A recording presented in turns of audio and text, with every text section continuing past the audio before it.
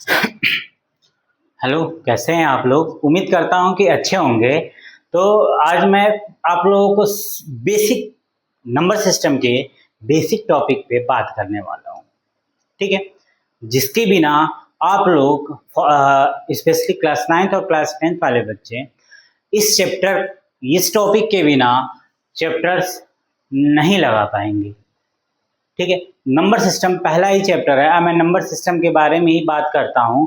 देखिए, जिसमें पहले सबसे पहले हमारा आता है कॉम्प्लेक्स नंबर, ठीक है? क्या आता है? कॉम्प्लेक्स नंबर आता है, ठीक है? अब मेरे दिमाग में आता है कॉम्प्लेक्स नंबर होता क्या है, राइट? कॉम्प्लेक्स नंबर होता क्या है? तो देखिए, कॉम्प्लेक्स नंबर क्या होता है? कॉम्प्लेक्स नंबर होता है a प्लस आई बी, ठीक है? जिसको हम लोग a प्लस आई बी के फॉर्म में लिख दे उसको क्या कहते हैं हम लोग? कॉम्प्लेक्स नंबर कहते हैं। और हमको पता है कि i की जो वैल्यू है हमारी, इसकी वैल्यू i की जो वैल्यू है वो होती है under root minus one. I की वैल्यू क्या है हमारी? Under root minus one. और a और b जो हमारा है, ठीक है, a और b जो हमारा है वो है रियल नंबर। क्या है? रियल नंबर है, ठीक? और जैसे ही मैंने किया रियल नंबर और मैंने इसको बता दिया इमेजिनरी नंबर, ठीक है? इमेजिनरी नंबर, क्योंकि ये मैंने माना है कि i is equal to under root minus one होता है, ठीक है? जब मैंने ऐसा माना तो मैंने क्या किया कॉम्प्लेक्स नंबर को दो पार्ट में डिवाइड कर दिया, ठीक है? कॉम्प्लेक्स नंबर को मैंने क्या किया? दो पार्ट में डिवाइड कर दिया। किसमें किसमें? एक रियल नंबर में और एक इमेजिनरी नंबर में। ओके, मैंने बता दिया कि कॉम्प्लेक्स नंबर हमारा होता है a plus i b. A plus i b जो है वो होता है रियल नंबर, और जो i है वो क्या है? इमेजिनरी नंबर, सॉरी, ठीक है? तो फिर मैंने देखा कि अगर हमारे पास रियल नंबर है तो रियल नंबर हमारा वो होता है जिसको हम लोग इजिली नंबर लाइन पे रिप्रेजेंट कर लें, ठीक है? जिसको हम लोग इजिली नंबर लाइन पे रिप्रेजेंट कर लें, ठीक है? तो मैंने पढ़ा कि रियल नंबर होता है जिसको मैं नंबर लाइन पे रिप्रेजेंट कर लूं। इसके बाद मेरे पास ऑप्शन आया कि रियल नंबर तो सब होते हैं। अगर मेरे पास मान लीजिए कि 1/2 आ गया, 1/4 आ गया, अंडर रूट 2 आ गया, माइनस अंडर रूट 2 आ गया, या 2 आ गया, 4 आ गया, तब हम इसको कैसे नंबर लाइन पे रिप्रेजेंट करेंगे, ठीक है? तो मैं इसको देखते हुए दो पार्ट बता दिया। मैं कहा कि जो नंबर रूट में नहीं है, ठीक है, जो नंबर रूट में नहीं है उसको हम लोग बोल देते हैं रेशनल नंबर, और जो वैल्यू हमारी रूट में है उसको बोल देते हैं हम लोग इरेशनल नंबर, ठीक है? तो अब यहां से निकल के आया कि मैंने क्या किया कि रियल नंबर को दो पार्ट में बांट दिया, ठीक है? रियल पार्ट को अब मैंने क्या किया? दो पार्ट में बांट दिया। देखिए, रियल पार्ट को क्या किया मैंने? दो पार्ट में बांट दिया। किसमें किसमें? रेशनल नंबर और इरेशनल नंबर में, ठीक है? रेशनल और इरेशनल में। फिर मैंने क्या बताया आपको कि रेशनल नंबर हमारा क्या होता है? जो p बाई क्यू के फॉर्म में हो, ठीक है? रेशनल क्या होता है? जो p बाई क्यू के फॉर्म में हो। और इसमें क्या है? p और q जो होगा वो क्या होगा? इंटीजर, ठीक है? और इसमें एक और है, p और q और इंटीजर, लेकिन but q not equal to zero, यानी कि q जीरो के बराबर नहीं होना चाहिए। तो मैंने माना कि मेरा रियल रेशनल नंबर है तो मेरा हो सकता है कि 1/2 हो, 2 हो, 3/4 होगा, हो सकता है 4 आ जाए, 5। अगर इसके नीचे कुछ नहीं, इसका मतलब क्या है? ये 1 है, ठीक है? ये हो गया। अब फिर हम आए इरेशनल में, तो मैंने बता दिया कि इरेशनल हमारा जो होगा वो रूट में होगा, अंडर रूट 3 होगा, अंडर रूट 2 होगा, ये -4 होगा, ये हमारा होगा इरेशनल नंबर। अगर हमको पहचानना है तो हम ऐसे पहचान सकते हैं। अब देखिए, जहां पे मैंने अभी बताया कि -√4 इरेशनल है, ठीक है। बट अगर मैं ये कहूं कि नहीं ये इरेशनल नहीं है, क्या है, रेशनल है, क्या कहूं मैं, ये इरेशनल ना हो कि रेशनल है। देखिए कैसे, अंडर रूट -4 है तो मैं इसको ऐसे लिख सकता हूं -2 मल्टीप्लाई बाई 2। आप सबको पता है कि अगर रूट में कोई सेम नंबर होता है वो रूट के बाहर आ जाता है, ठीक है। तो ये -2 है तो -2 आ गया, ये रूट में है नहीं है, तो इसका मतलब क्या है, ये रेशनल है, ठीक है। आप लोग गलती मत करिएगा। जैसे देखिए √5, ठीक है, √5 है आपका, √5 क्या है, इरेशनल है। अब मैं पूछूं कि बताइए √9 रेशनल है कि इरेशनल है, ठीक है। √9 रेशनल है कि इरेशनल है। अब आप देखें, अरे सर तो हमारे बताए थे कि जो रूट में रहता है वो इरेशनल होता है, पर अगर आपको याद होगा तो मैं ये भी बताया था कि अगर वो नंबर किसी का मल्टीप्लीकेशन है, सेम नंबर का मल्टीप्लीकेशन है, जैसे देखिए 3 × 3 है, तो मैं भी बताया कि अगर 2 नंबर रूट के अंदर आ रहा है तो वो क्या होता है, रूट से बाहर हो जाता है। यानी कि 9 हमारा क्या है, रेशनल या इरेशनल, रेशनल है, ठीक है। अब देखिए इतना होने के बाद, ठीक है, इतना होने के बाद मैं देखा कि अरे मेरे पास तो रेशनल में 2 आ रहा है, एक जो है वो नंबर टाइप आ रहा है और एक फ्रैक्शन में आ रहा है, ठीक है। मैंने क्या देखा, एक तो नंबर में आ रहा है और एक फ्रैक्शन में आ रहा है, राइट। एक किस में आ रहा है, नंबर में आ रहा है और एक फ्रैक्शन में आ रहा है। तो मैं इसको देखते हुए क्या किया, इसको देखते हुए मैं क्या किया कि कहा अरे मेरे पास तो 2 वैल्यू हो सकती है, एक तो वो हो सकती है जो अपॉन में आए और एक तो वो हो सकती है या तो प्लस में हो या तो माइनस में हो। मैंने बताया अभी, या तो -2 आ सकता है, 2 आ सकता है, 4 आ सकता है, ठीक है, या 3/4 आ सकता है या 5/8 आ सकता है। तो मैंने क्या किया कि ये जो अपॉन में था इसको मैंने कह दिया कि इसको हम लोग कहते हैं फ्रैक्शन, ठीक है, मैं इसको कह दिया फ्रैक्शन कहते हैं। और जिसमें प्लस हो और माइनस हो उसको हम लोग क्या कहते हैं, इंटीजर्स कहते हैं, ठीक है।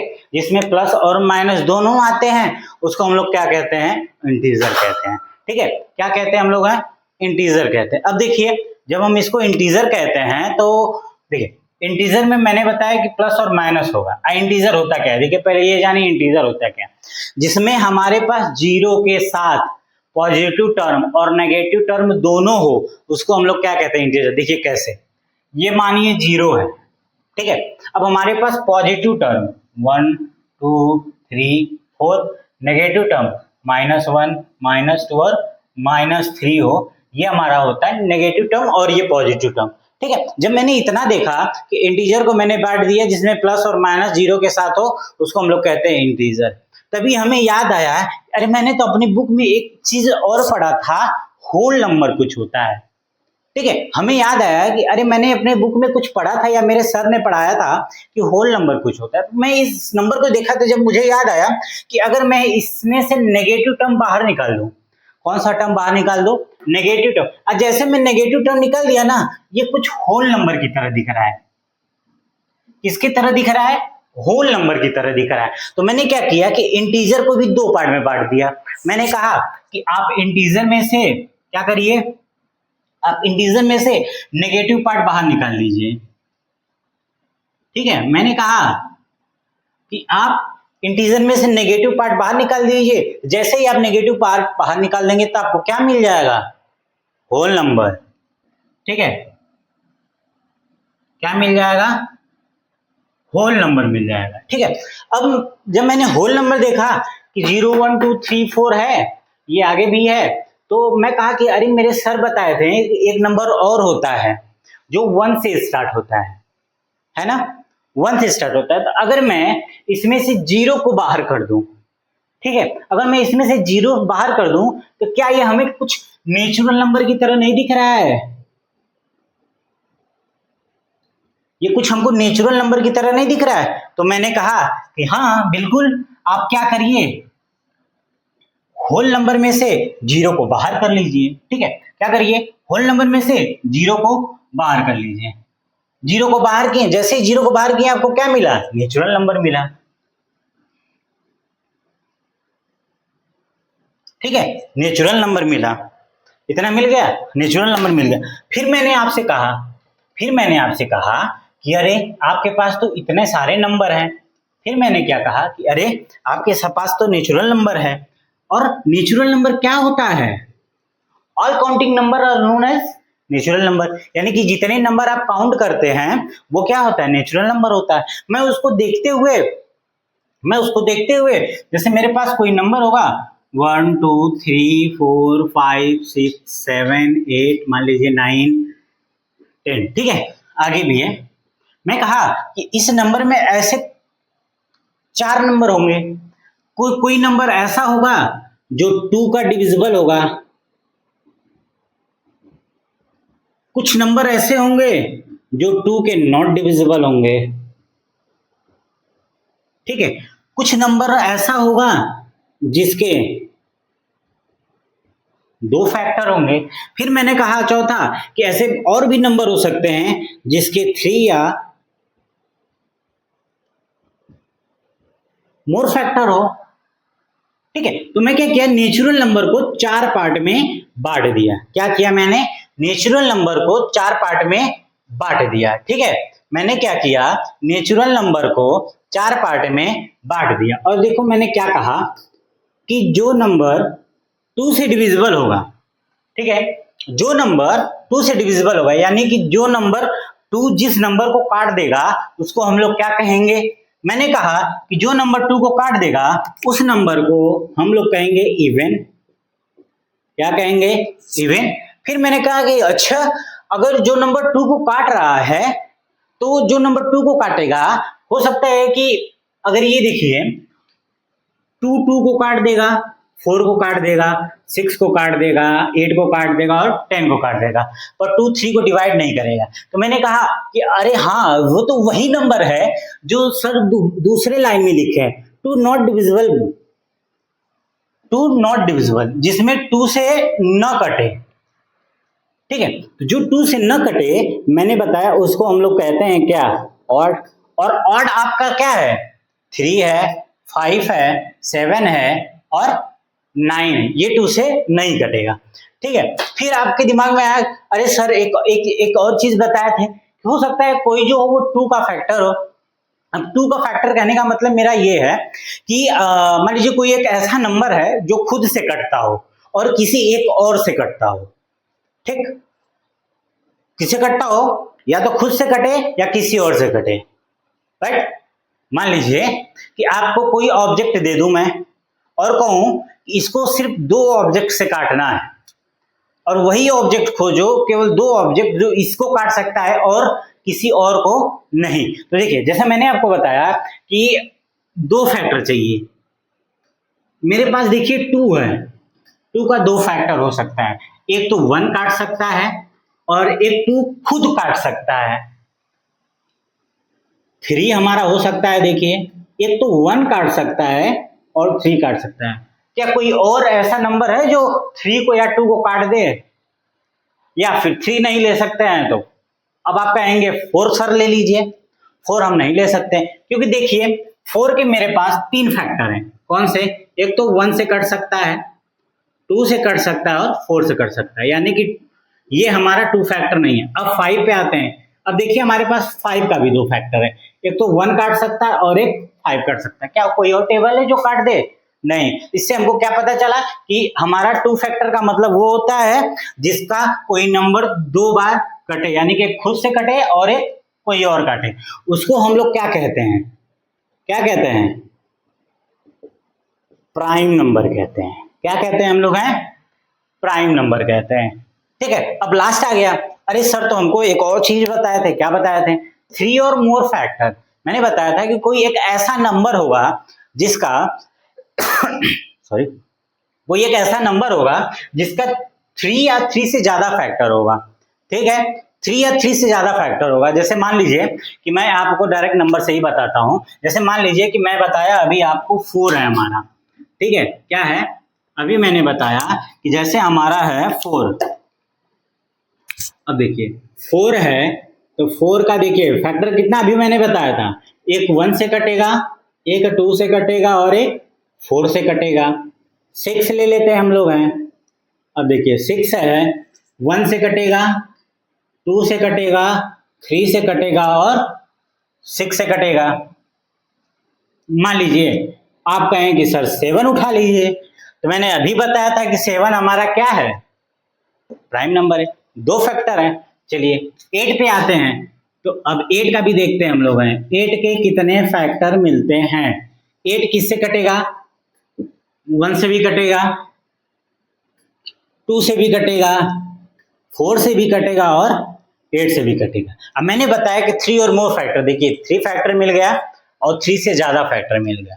आज जिसके 3 और मोर फैक्टर होते हैं, जिसके 3 और मोर फैक्टर होते हैं, उसको हम लोग क्या कहते हैं, कॉम्प्लेक्स नंबर कहते हैं। क्या कहते हैं हम लोग हैं, कॉम्प्लेक्स नंबर कहते हैं। देखिए एकदम सिंपल है, सॉरी कॉम्प्लेक्स नहीं, कंपोजिट नंबर कहते हैं। क्या कहते हैं हम लोग हैं,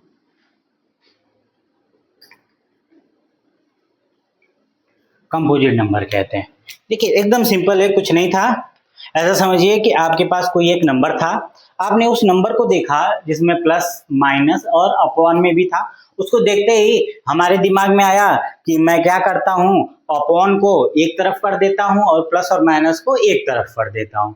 ठीक है, तो मैंने क्या किया, प्लस और माइनस को एक तरफ कर दिया जिसको इंटीजर कह दिए, और जो अपॉन में था उसको हम लोग फ्रैक्शन कह दिए। ठीक है, जब इंटीजर को मैंने लिखा तो उसमें देखा कि अरे इसमें तो नेगेटिव टर्म अगर हम हटा देते हैं तो उसमें मुझे 0 1 2 3 4 मिल रहा है। और मैंने पढ़ा था, अब मेरे सर ने बताया था कि 0 से कोई भी नंबर अगर स्टार्ट होता है तो उसको क्या कहते हैं हम लोग हैं, होल नंबर कहते हैं। ठीक है, तो मैंने क्या किया कि होल इंटीजर में से अगर मैं नेगेटिव पार्ट को निकाल दिया तो उसको क्या कहते हैं हम लोग हैं, होल नंबर कहते हैं। अब फिर मेरे दिमाग में होल नंबर तो 0 से स्टार्ट होता है, मेरे सर ने बताया था कि हमारे पास एक और नंबर होता है 1 2 3 4 जो 1 से स्टार्ट होता है, उसको हम लोग क्या कहते हैं, नेचुरल नंबर कहते हैं। तो देखिए मैंने क्या किया कि होल नंबर में से 0 को बाहर निकाल दिया, उसको क्या कह दिया, नेचुरल नंबर कह दिया। फिर मैंने आपको बताया कि नहीं नहीं, नेचुरल नंबर जो होता है उसमें बहुत सारे नंबर होते हैं, तो उसमें मेरे पास 4 क्राइटेरिया मैंने ला दिया, कह दिया कुछ नंबर ऐसे होंगे जो 2 से कटेंगे, कुछ नंबर ऐसे होंगे जो 2 से नहीं कटेंगे, कुछ नंबर ऐसे भी होंगे जिसके केवल 2 फैक्टर होगा, और मैंने ये भी बताया कि कुछ नंबर ऐसे होंगे जिसके 3 या 3 से ज्यादा फैक्टर्स होंगे। जिसके दो से जो नंबर डिविजिबल होता है उसको हम लोग इवन कहते हैं, जो 2 से डिविजिबल नहीं होता है उसको हम लोग ऑड कहते हैं, जो जिसका 2 फैक्टर हो सिर्फ उसको प्राइम नंबर कहते हैं, और जिसका 3 और मोर फैक्टर उसको कंपोजिट नंबर कहते हैं। ओके, ये था आप लोगों का। ठीक, अब इसमें एक बात और है, डेसिमल का है, वो नेक्स्ट वीडियो में हम आप लोगों को बताएंगे। पर इतना आप लोग ना दिमाग में रखिए, अगर आप लोगों को अगर ये चार्ट याद है, मान लीजिए ये चार्ट आपको नहीं याद है, आप एक नंबर याद करिए।